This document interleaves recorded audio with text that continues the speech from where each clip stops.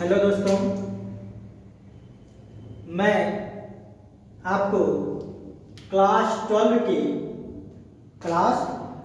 के बच्चों के लिए वीडियो बना रहा हूं जो नाइट्रिक अम्ल के निर्माण की आकलन विधि है। तो इसमें क्या होता है कि सबसे पहले हम एक आर्क भट्टी लेते हैं, ठीक, और आक्सीकारक कक्ष होता है और यह अवशोषक कक्ष होता है। तो हम देखते हैं कि जो वायु होती है, इस वायु से हम नाइट्रोजन और ऑक्सीजन गैस को आर्क भट्टी में प्रवाहित करते हैं। आर्क भट्टी में क्या करते हैं? नाइट्रोजन और ऑक्सीजन गैस को इसमें प्रवाहित करते हैं और यह चिंगारी होती है जो सबसे हाई वोल्टेज की होती है, यानी सबसे ज्यादा इसमें क्या होती है? ऊर्जा उत्पन्न होती है। तो क्या करते हैं कि इसमें से आर्क भट्टी में से नाइट्रोजन और ऑक्सीजन को क्या करते हैं, क्योंकि यह सबसे ज्यादा गर्म होती है और जब ये ज्यादा गर्म होती है तो इसे क्या करते हैं, शीतलक जल यानी शीतलक में जो होता है इसे प्रवाहित कर लेते हैं। जब इसे शीतलक कक्ष में प्रवाहित करते हैं, ये शीतलक कक्ष एक रूम होता है, एक कमरा होता है, उसमें जब हम प्रवाहित करते हैं तो इसके जो गैस होती हैं वह पूरे रूम में, पूरे कमरे में क्या करती है? फैल जाती है। जब वह फैल जाती है तो वह हल्का ठंडा हो जाता है। जब वो ठंडा होता है तो उसे क्या करते हैं, शीतलक में से बॉयलर में ले जाते हैं। बॉयलर में यहाँ जल का क्या होता है, यानी जल का बहुत ज्यादा एक बॉयलर होता है, यानी चक्र ट्यूब पे चलता रहता है। तो यह जो आपका नाइट्रोजन और ऑक्सीजन गैस होती है ये बॉयलर में जाती है। बॉयलर में जाने के बाद यह और ठंडा हो जाती है। ठंडा होने के बाद यह इसमें से नाइट्रोजन और ऑक्सीजन गैस जो होती है वह ऑक्सीकारक कक्ष में जाता है। किसमें जाता है? यह ऑक्सीकारक कक्ष है। तो ऑक्सीकारक कक्ष में जब ये जाता है तो अब क्या करता है, ये इसमें ऑक्सीजन उपस्थित होता है। इस ऑक्सीकारक कक्ष में क्या होता है? ऑक्सीजन उपस्थित होता है। तो अब 2NO और प्लस ऑक्सीजन गैस क्रिया करके क्या बना लेता है? 2NO2। अब इसमें से जो है 2NO2 जो है, 2NO2 को बोलते हैं बच्चों नाइट्रोजन डाइऑक्साइड। तो नाइट्रोजन डाइऑक्साइड जो होती है यह आपका इस नली के माध्यम से किसमें जाता है? अवशोषक कक्ष में जाता है। जब यह अवशोषक कक्ष में जाता है, अवशोषक कक्ष में ये क्या लगा रहता है? ये पूरा ईंट होता है, ठीक है, ये सप्लीमेंट्री होती है, ईंट होता है। तो इस ईंट पे यानी ईंट के ऊपर जो होता है ये बाहर से जल को क्या करते हैं? प्रवाहित करते हैं। जब जल के प्रवाहित करते हैं तो जल इसमें से क्या करता है? इस ईंट पर गिरता है। तो अब जब नाइट्रोजन गैस NO2 जो है यह जब इसमें प्रवाहित होता है तो प्रवाहित होने के बाद पहले जो इसकी गैस होती है ये ऊपर जाती है, पुनः जब इस पर जल का प्रभाव पड़ता है तो ये नीचे आ जाती है।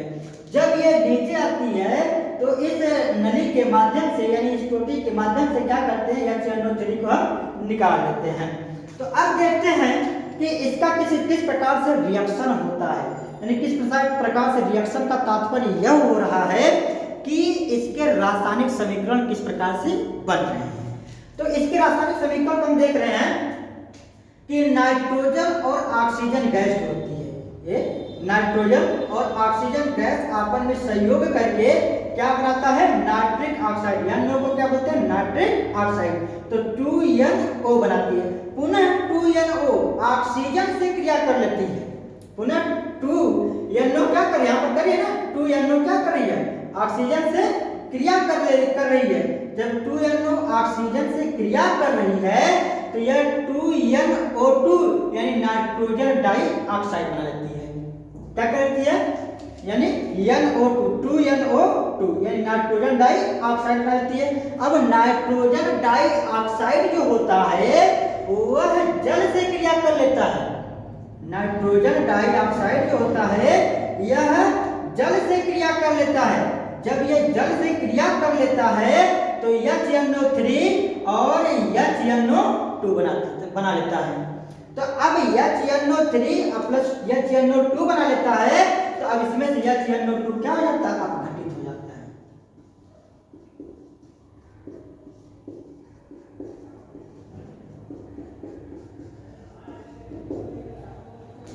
HNO2 क्या कर रहा है, अपघटित हो रहा है।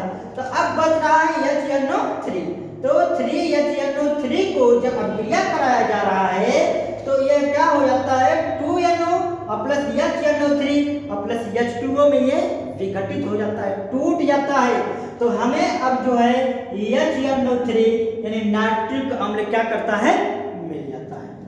तो यह थी नाइट्रिक अम्ल के निर्माण की आकलन विधि। लेकिन एक चीज आपको यह जानने की जरूरत है कि जो यह विधि है, यह विधि बहुत ज्यादा कॉस्टली है। कॉस्टली का मतलब जहां हमें नाइट्रिक अम्ल 60 रुपए का मिलता है, इस विधि से अगर हम बनाएंगे तो वही नाइट्रिक अम्ल हमको 80 रुपए का मिलेगा। 80 रुपए से मिलने का तात्पर्य यह हो जाता है कि यह जो हमारा क्रिया है, यह क्रिया ज्यादा हार्डली हो जाती है। तो इसके लिए हमें क्या करना पड़ता है कि ये जो आपकी चिंगारी यहाँ पर उत्पन्न हो रही है, यह चिंगारी बहुत ही हाई क्वालिटी, यानी हमको इसको ज्यादा विद्युत ऊर्जा उत्पन्न करना, यानी विद्युत ज्यादा देना पड़ता है। हमें विद्युत ज्यादा जब देना पड़ेगा तो हमारी विद्युत की खपत ज्यादा होगी।